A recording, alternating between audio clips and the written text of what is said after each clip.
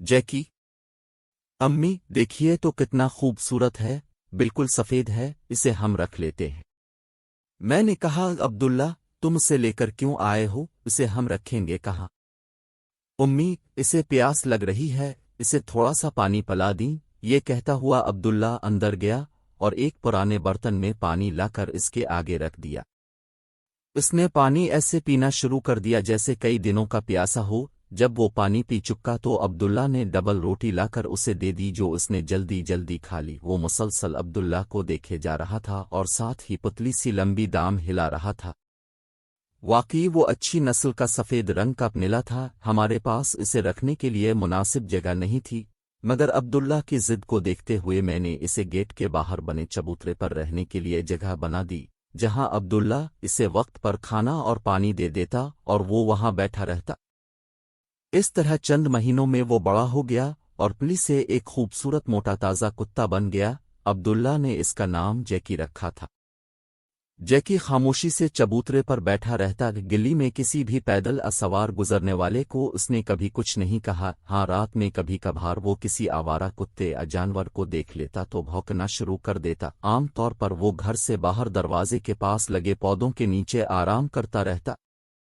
अगर अब्दुल्ला किसी काम से जाता तो वो इसके साथ साथ गली के कोने तक जाता और फिर वापस आकर बैठ जाता। मेरे बेटे अब्दुल्ला ने एक बीटर भी पाल रखा था, जिसके पैर कटे हुए थे और जो आम तौर पर पिंजरे में बंद रहता था। एक दिन शाम के वक्त वो कहीं बाहर निकल गया। जैकी ने इसे रोका, वापस घर में लाने की कोशिश की। इसी दौरान सूरज गुरूब हो गया। कुत्तों के एक साथ भौंकने की आवाज आने लगी। दरवाज़ा खोलकर बाहर देखा तो 3-4 कुत्ते जैकी पर हमला कर रहे थे।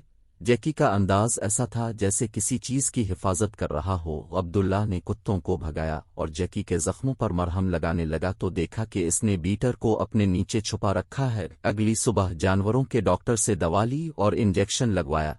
इस तरह तकरीबन 1 हफ्ता इलाज के बाद वो चलने फिरने के काबिल हुआ। बीटर जिंदा सलामत था। इस तरह उसने अपनी जान पर खेलकर बीटर की जान बचाई थी।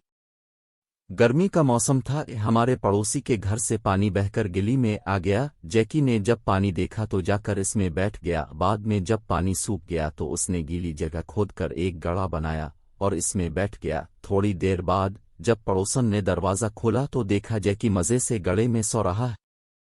उन्होंने एक पत्थर अलिफाटे आलिफ और सोते हुए जैकी को दे मारा। अचानक पत्थर लगने से वो बेचारा दर्द के मारे चीखने चलाने लगा। मैं घबरा कर बाहर निकली। खुदाया, जैकी को क्या हो गया है। जैकी भागकर मेरे पास आ गया। मुझे देखते ही पड़ोसन कहने लगे, अगर कुत्ता रखना है तो घर के अंदर रखो, उसने हमारी जगह खराब कर दी है। कुछ अरसे बाद में उम्रा की अदायगी के लिए सऊदी अरब रवाना हो गई।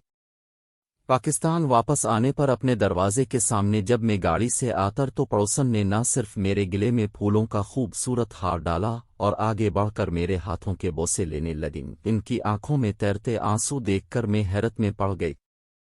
दूसरे दिन पड़ोसन ने बताया कि मेरा बेटा गली में खेल रहा था कि करीबी कूड़े के ढेर से एक सांप रेंगता हुआ इसके करीब आ गया। सांप के डसने से पहले ही जैकी ने पकड़कर इसे भंभोड़ दिया। मैं जल्दी से आई तो जैकी सांप को मार चुका था। जैकी ने मेरे बेटे की जान बचाई। मैं अपने साबिका रवैये पर तुमसे मुआफ़ी चाहती हूँ और वादा करती हूँ कि बेज़बान जानवरों को कभी तंग नहीं करूँगी।